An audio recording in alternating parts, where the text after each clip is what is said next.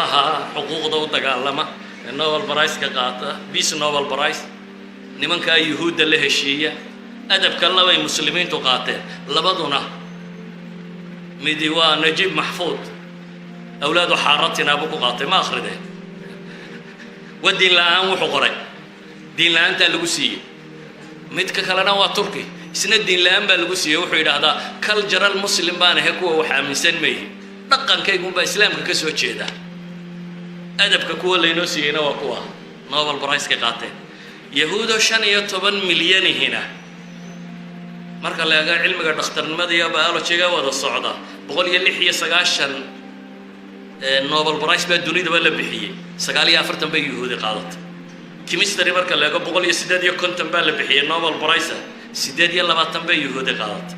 physics marka la eego 158 baa la bixiyay 45 bay yahuudi qaadatay dhaqaale marka la eego 66 Nobel Prize baa dunida la bixiyay taariikhda aynu sheegnay ilaa 2010 kii laga gaadhay 28 bay qaateen that means wixii Nobel la bixiyay science ku saabsanaa 15 milyan ee yahuudi 25 bay qaateen Gillespie oday la yiraahdo Mareykanka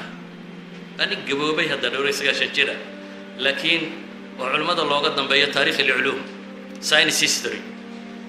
ayaa wuxuu leeyahay markaan eega buu yidhi medieval period ka waqtigii loo yaqaanay al-usur al-wusta quruntii dhexe dunida 130 caalim baa jiro magacooda la xusi kara buu leeyahay oo aqoonyahan iyo technology scientist iyo technology saxan jiray 120 ka mid ah caalamka muslimka ka yimaada buu yidhi Yurubna 4 bay ku lahayd waa 130 kiin ee dunida aqoonteeda hogaaminayay kama waramaya hadda tii sharciga ahayd ma aha waxaan ka waramayaa tii kale 130 kiin ee hogaaminayay dunida waqtigaasi medieval period kii oo dhan ayuu galkan Mareykan wuxuu leeyahay 120 baa caalamka islaamiga ka yimi Yurub oo dhan 4 baa ka yimi mulxidkii Neil Sahaba wuxuu isweydiinaya war siday u dhacday buu leeyahay bilyan iyo dheeraad muslim bilyan iyo bar dadku dhadhow ama 1.3 1.5 waxay doonaan sheegaan intaasoo muslima oo aabayaasho dunida hogaaminayeen oo cilmi ku hogaaminayeen maanta inay wax la'aan dhacda xagay ka timi wuu isweydiinaya waa nin gaale markaas wuxuu leeyahay 15 milyan inay inta helaan bilyan iyo bar muslimiin in la waayo iyagoo shalaytana dunida iyagu hogaaminayay waliba su'aasha wuxuu ku daray uu leeyahay dadkii aan taariikh cilmiyeed lahayn iyaga kama hadlayo buu leeyahay kuwan taariikh cilmiyeed bay lahaayeen buu leeyahay waa wabiyadood dadkii aqoonta tan hogaaminayay xagay ka baxday buu leeyahay isagu isu jawaabayaa inkastoo laga yaabo jawaabtiisa inayna wada raacin waxa jawaabihiisa ka mid ah wuxuu leeyahay labada kala jar baa isbedelay labada dhaqan baa isbedelay qolana cilmiga ay qiimaysay qolana cilmiga ay qiimo la'aan ka dhigtay واي قولنا علمك وقيمة يصير قولنا علمك وقيمة لا ننقض تصالحها عالم الإسلام ولا وحنا نلحق بقول جامعات بكوية لا دوني ده عربين بيد هذا جامعات كوية لا بقول كيبا شريعة الضباط ربع قرن يوجد بيا قرن قلبات راد بالله نسي حين وخبرنا بعض ينو بلونه بقول كيبا شريعة الضباط واحد جامعات عربية لا ضي يجو جامعات الدنيا ده وجوه الرئي فاس ما وجوه الرئيسة أزهر بقى كل حكتان زيتونة كل حكتان ومالينية كل اللي وضع جامعات ده وجوه الرئي تفاس ما وجوه الرئيسة أزهر بقى لبقى جامعة القرويين جامعة أزهر يجو جامعات بالدنيا ده هدي الله شجع وحي وجوه الرئي هذا السنة يقول هاين وحي بابه هرنا يقول هاين وقرطبة وبغداد وكوا كان مقالوا يكودا هيد وسمرقندا ما انتصه وده كان يرى يهودا فلسطين تبورتي وده كودا ير شن يلا باتن جامعات هاير إديكيشن بكو يلا مرك الله قيبه بيدادن مليون كي قفبا أفر جامعات بهليا الكي مليون يهود كون نولبا أفر جامعات باودسا لو بقول يكون كي كون قفبا جامعات له إننا واحد هذا عالم الإسلامي جامعات كرسان يدك مرك الله يسوق قيبيه 60 مليون بهال جامعات له 60 مليون مسلمة أي هالجامعات له دنك هذا كأنه جامعات كمرك الله قيمين وحلو قيمية وحيد الماما واحد هذا global ranking sida jaamacadka dunidu u kala qiimo fiican yihiin مثلا waxaa jira saddex group oo wax qiimeeya Shanghai ranking mid la yiraahdo oo jaamacad ay leeyihiin Chinese kuwa bilowday 2003 baan filayaa meelahaasi GBS World Ranking mid la yiraahdo QS World Ranking mid la yiraahdo iyo jaridadan Time la yiraahdo mid ay leedahay saddexdaas haddaad baadho saddexdaba 500 jaamacadood ugu horeeya sanawaadka qaarkood jaamacad muslimba kuma jirto ama xabad ba ku jirta hadda waa 500 jaamacadood dunida ugu horeeya definitely waqti dhaweyd wixii ka horeeyay 200 jaamacadood dunida ugu horeeya muslimba kuma jiro waxa jaamacad muslim ku taala kuma jirto iyadoo saddexda qiimeed kriteeriyada waxay wax ku qiimeeyaan ay waliba kala gedisan yihiin oo haddii systemkan ay ku soo bixi weyday ahayd systemka kale inay ku soo baxdo waqtiyada qaarkood 500 jaamacadood maraykan oo qura 168 keligii leh ingiriis oo qura keligii 40 leh 20 jaamacadood dunida ugu horeeyo 17 maraykan keligii leh saddexda soo hadhay laba ingiriis leh 10 jaamacadood dunida ugu horeeyo 8 maraykan baa leh labana ingiriis baa leh haddaad eegto 500 jaamacadood dunida ugu horeeyo 34 Japan baa leh idan haddaad sidaa u eegto G7 ka la sheegaya dee waa jaamacadkii ugu waaweynaa oo dadkii haystay waa dadkii cilmi baadhista sameeyay waa dadkii aqoonta lahaa walidalik ma jecli ceebta muslimka inaan sii baadhbaadho laakiin intaa waxaa ka sii daran adigoo aan jaamacad haysan wax tarto oo qiimo samaynaysa imikay dhowr midhoo sacuudigu leeyahay ayaa mid sacuudiga leeyahay boqolka koowaad hadda soo gashay laakiin labada sabjiga ay ugu fiican tahay mid baa Ingiriisiga yara oo jaamacadda sharaada dunida ka tahay Ingiriisiga soo waxay taray marka loo eego Malaysia dhowr leh dhowrka boqol jaamacadood ku jira siba 200 jaamacadood ugu horeeyay hadda 4 bay leeyihiin Turkigu intan dambu soo socda laba jaamacadood buu ku lahaa inta waxay nagaga sii daran وحوجاجني إسكان رفاض كاهين تيسو ساران أنت أسبي هذا قاطع أنتي لعقت اللي بحياة الله صاحي لا صو ساري مركي بسلادانا هجرة العقول بلا بنتي وحيد هذا برين درين مسك حدرير بيو بحياة هلا إلى هذا وده كم مريكان سكاشنات كوي كدم بي لبيه 8 مليون بوقات بل 1995 كي وحو بدلي في سياشة وبحيا نوعيين waxay ku tilmaamaan sanadkii 2003 wuxuu bixiyay 200 oo kun oo fiise oo 100 kun oo kamid programmers qurayeen si kale hadaan soo tilmaamno waxay yiraahdaan Mareykanku inuu dunida ka horeeyo qura ma rabo ee wuxuu rabaa inta xidiga in laga inuu ka horeeyo saadaradeed midkaad adigu lacagta ku bixisay soo saartayna wuu iibsanaya wuu qaadanaya waxay yiraahdaan dhakhaatiirta carbeed ee dunida joogta boqolkiiba 50 Yurub iyo Ameerika joogaan dawa carabta dhakhaatiirta u baahnay dhakhaatiirta carbeed ee dunida joogta 50% kamid waxay degan yihiin North America iyo maxay iyo Yurub ay degan yihiin waxay engineer lahaayeen oo dhan boqolkiiba 23 iyana galbeedka ay jiraan waxay culamo khubaro lahaayeen boqolkiiba 15 galbeed bay jiraan Ingiriis oo qura dhakhaatiirta joogta boqolkiiba 34 ba carab ah waxay Ingiriis ka dhakhtara boqolkiiba 34 ba carab that means intii lacagta lagu bixiyay ama Yurub loo diray la soo saaray ama meelahan ba lagu camcamiye la soo saarayna intiina lacag bay ku qaateen dib bay u iibsadeen saadaradeed waxay dhahdaan ardada caalamka carbeed ay u dirto inay jaamacaadka reer galbeed ka soo baxaan boqolkiiba 4 maan dib u soo noqonin حمل الشهادات العليا بينها شهادوين كسره علماء السيدتي عربات سنة كي لبضكم مركا الله تريو أفر بقولي كنتم كم باجوجي قلبتك محاسو هذا يا مركا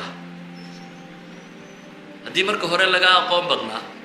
ولا لقى جامعة فينا ولا لقى ونكسنا مركا ضمبنا وحوجا غيرها تصو صارتو قال ملاحدة كمدا دكتور ميشيا كاكو لا يراهدو asalkiisu waa indha yar laakiin waa Maraykan ayaa wuxuu leeyahay Silicon Valley ma jireen buu leeyahay haddaanu H1B visa aanu jirin buu leeyahay visa jira la yiraahdo H1B oo Maraykanku bixiyo haddaan fiisahaasi jirin buu leeyahay Silicon Valley ma jireen ay dunidu maanta waagii hore shirkadaha dunida ugu lacagta badan leh tobanka shirkadood ee dunida ugu lacagta badan leh waxay ahaan jireen shidaal iyo gawaadhi tobankuba shirkadaha shidaal ka shaqeeya iyo shirkadaha gawaadhida imika mid ama laba kaga jirta tobanka shirkadooda dunida ugu lacagta badan leh aqlay ku xoogsadeen commodity ma haystaan qalab ma jiro waa programmaya wax la mid ah waa Amazon shirkadda ugu xooga badan leh waa gaalkan window gala maxaa loo jiray Bill Gates وقال كان كلام كجواد ده يوحصو صار عيرك وحود رايسنا محل هذا اسمه صادق وكان فيسبوك أو سمايستي وجوجل قرادة سمايستي لو أردا سمايستي لما أنت وحبي قرقريرونا برنامج سمايستي وحكلوا أي غني بمشيله برنامج أي الدنيا بليونير لوي حدنا لما شركة ضد كم إذا هدي دقالو هذا اللي اسمه دره عالم الإسلامي يردن وحصو صار بك دقالة بذكره لما شركة ضد كم إذا aqoontu xooggaasay dunida leedahay aqoontu xooggaasay dunida leedahay oo dadkii community waxay yiraahdaan khamka materialka khamka dunida kuma horumarto ee manufacturing bay ku horumartaa ma jira bay leeyihiin wadan dunida hogaamiyay oo aan industrial ahayn wadan macdan soo qoda ama shidaal soo saara ama mining soo saaro horumarsan dunida ma jiro ninka soo walwalaaqo baa horumarsan kaasoo baa dunida ku shaqaysto xoolaheeda haysta kan laakiin ceelasho ay ku yaalina laga soo qodaa waa un ceelka laga la baxaa wixiisa qiimo ma samaynayo saawgeed ay wax isku dayeen Maraykan maanta galkaasi Mishaya Kaku wuxuu leeyahay science PhD waxa sameeyay Maraykan degani boqolkiiba 50 dabad bay ku dhasheen Maraykan uu kuma dhalanin that means wixii aqli dunida jiray wuxuu isku dayay hadduu wax barasho ku keeni karo waa inuu lacag ku keeno oo dabeetana uu sawirkiisa wax ku baro Afrikadan madoowa taqaaniin waxay yiraahdaan 20,000 oo caalim oo ay leedahay bay sanad walba Yurub ka qabtaa dabeetana bay yiraahdeen khubaro la talisa si ay u soo kireystaan 4 bilyan oo lacag oo kale ku bixiya qiyaas inaad caalim soo saartaa marka hore mise bilyan buu ku jooga markii la soo saarayna kuwaas qaatay sanad walba 20,000 bay ka qaataan khubaro ah oo Afrikaan madooba haddana hadhow baa la yiraahdaa ama jaamacaadka professor u baahan ama dawladda la taliyaal u baahan 4 bilyan oo lacag haddana lagu soo qaataa nin cado dib loogu soo kireystaa oo la keenaa si uu inoogu noqdo wacdada ina la talinaya meelaha ka jooga hadduu aqligu caynka marka uu fakaro Iraq markii la dumiyay Ingiriiska waxa ka jooga bay dhaadaan 2 kun oo dhakhtar oo Iraqi ah degan hadda nolosha hadday saa isu rogto muslimku agtooda aqoontu qiimo kuma leh aqoontu bilaash kuma soo baxdo wala maal gashada binaadamka la maal galiya si aqoon u soo baxdo Masar bay yiraahdaan GDP-geeda wax soo saarkeeda waxay tacliimka sare ku bixisaa 0.2 hal 10 meelood loo qaybiyay laba ahaan hadda 1 ma aha percent waa 1 kaas oo 10 meelood loo soo qaybiyay laba ahaan ay tacliinta ku bixisaa Israel waqtigeeda deganina almost 5% of its GDP ay ku bixisaa boqolkiiba 5 wadanku wuxuu dhaqaale soo saaro dhanba higher education ka qora la galiya baxtiga cilmiga in cilmi baaris la sameeyo markay dunida xagga tacliinta qiimeynaya مثلا United Nations التنمية البشرية 2001 كما تقرير كوصو صاري waxay ku tilmaamayaan 5 qaybood bay dunida u qaybinayaan qayb waxay oranayaan waa qaada dunida dadka hogaamiya qaybna waxay odhanayaan waa alqiyaada almuxtamila dad laga yaabo inay dadka wax hogaamiye kusoo biiraan qaybna waxay yidhahdaan waa yaro firfircoon yihiin qolana waxaa la yidhaha waa hawaamishta dacallada kuwa jooga qaarna tirada laguma daro shantaa qaybood bay dunida u qaybiyaan 18 hogaaminta dowlad muslimi kuma jirto qaybta labaad oo ah qiyaada muxtamila ayuu taqriirkaasi waagaa Malaysia ku jirtay laga yaabaa imkana Turkigu inuu ku soo biiri karo waagaa Malaysia oo kaliya kaga jirtay kuwan masaarida iyo intan muslimiinta u digdigahay kuwa nashadka firfircoonida yara qaba bay ku jiraan bay leeyihiin ee kuwa hogaanka iyo kuwa la filaya inay wax hogaamiyaan mustaqbalka dhow toona kuma jiraan taa macnaheedu waxa weeyaan qiimaha cilmigu waxa uu nala joogaa qiimaha cilmigu wuxuu joogaa galbeedka professorka ama ustaadka jooga wuxuu qaataa 50 professor oo muslima mushaharkood meelaha qaarkoodna 100 buu qaataa professorka caalam islaami jooga tacliinta uma hagar baxayo waayo waxa la siyaabo kuma filla shaqo labaad buu daydaya habeenkiina waxa laga yaabaa inuu xafiis yar fadhiisto ama meel yar oo kale ka shaqeeyo wuxuu cilmi baadha wuxuu cunaa buu leeyahay yani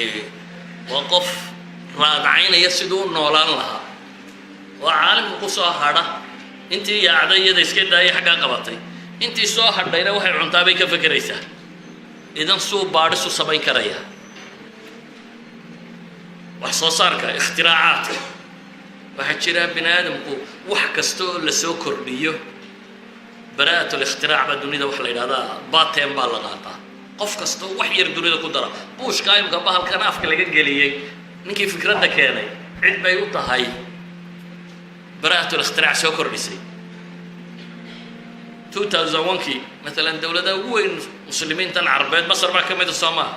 2001 هل بالور ريكورد قريه مصر وحبرات اختراع 2002 جينا مد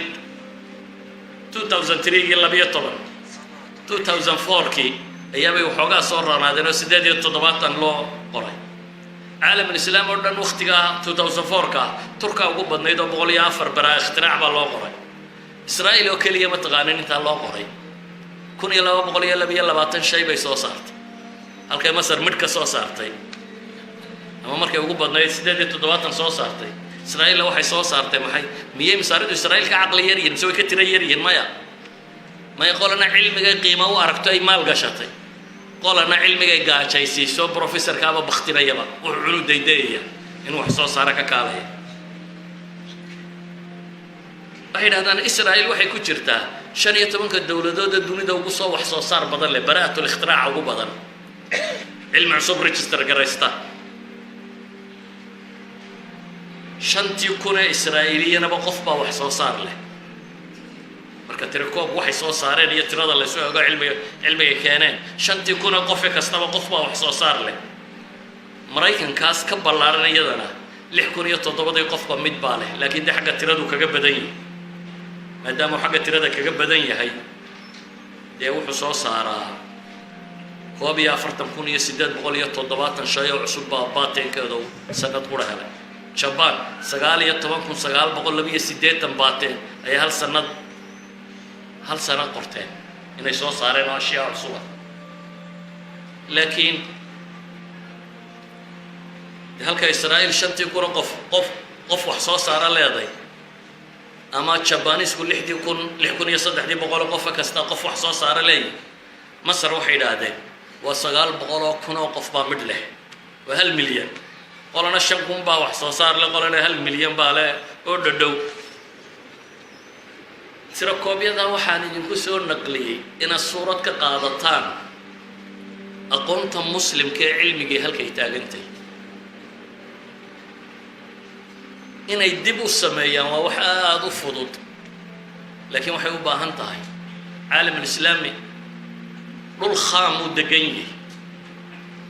oo bisil shidaal iyo macdan iyo wax walba leh dhalin buu haystaa da'yar oo dadka ku nool waxa laga yaabaa 70% inay 30 jir ka yariin dad wax baran kara diin buu haystaa waxbarashada amaanaysa asaasiyeedkeedana tilmaamaysa. idan wax waa la baran karaa, waxaa la leeyahay bulshadii cilmigu uu qiimaha la lahaa iyo hoggaankii qiimaha u arkayay. maanta dowladaha yaryar aynu leenahay tirada badan leh, budgetka marka la dejinayo intaad u malaynaysa in waxbarasho loo qoondeeyo, inteese wax kale loo qoondeeya. yani waxa ay tilmaamaysaa uu shaygan innaga qiimayntu agteenna ku leeyahay. markay dowladaheennu waxba nafle ay u ogolaan waayeen ayay waxbarashadeenni oo dhammi private noqotay. markaasay intay sii dhaaftay dee imika waxay maraysaa xataa qur-aan ma baran karti hadda aad lacag haysanay. socaynkaa ma aha. yani wax bilaashiba ma jiraan. sababtuna waa maxay? system aqoonta qiimaynayaan jirin oo maalgelinaya,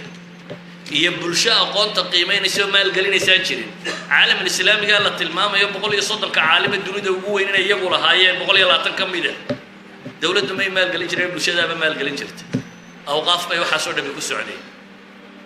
dowladduna culamada way karaamayn jirtay, dadka aqoon-yahanka way karaamayn jirtay, jaways bay siin jirtay, waxbay dad nool bay ahayd.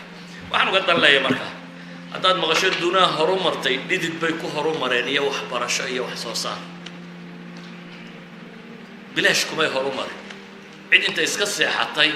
badhaadhay oo horu martay ma jirto. cid aqoon adeegsatay ayaa horu martay. innagana waxba inagama xigaan inaynu horu marno, waxba inagama xigaan.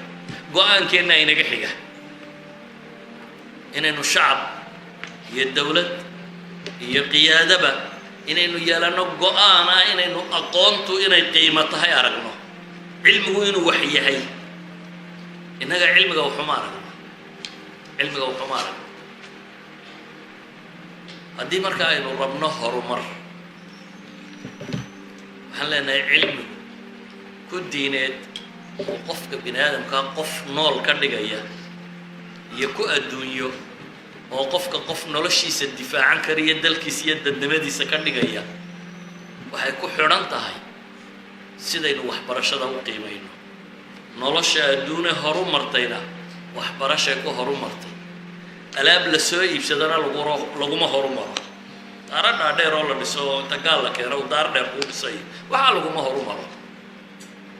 dad kolba carabi tiraahdo daarta dunida ka dheer ugu dheer baanu dhisaynaa, iyaga iyo daarahoodaba dad baa isku leh. iyaga iyo daarahooda iyo shidaalkoodaba dad baa isku leh. waxaa la yaabantiin maxaa farta loogu yeedhaya, maxaa waxaan laynoo leeyahay, maxaa caynka le dee waa laynaga xoog batay. waynu seexannay. de haddaad seexatana ogolow.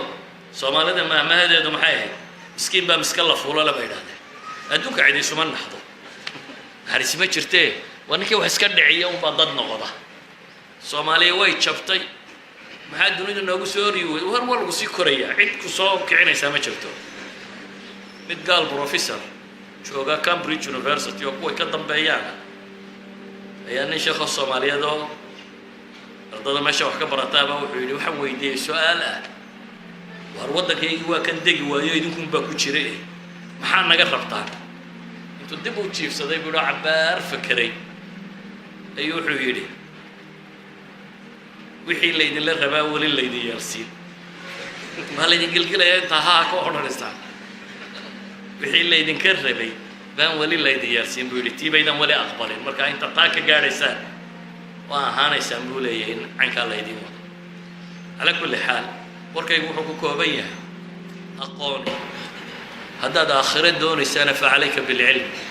haddaad adduun doonaysana facalayka bilcilm. وصلى الله على نبينا محمد.